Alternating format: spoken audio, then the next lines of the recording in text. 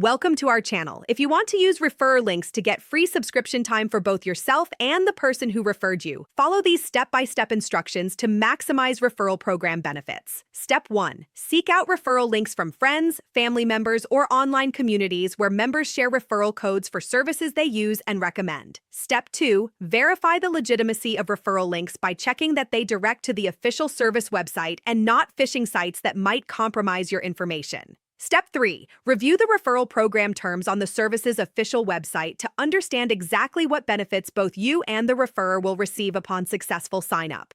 Step 4.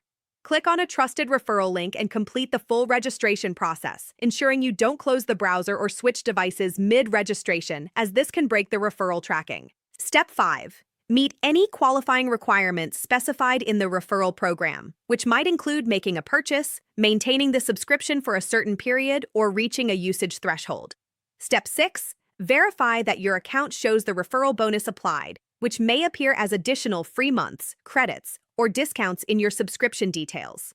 Step 7.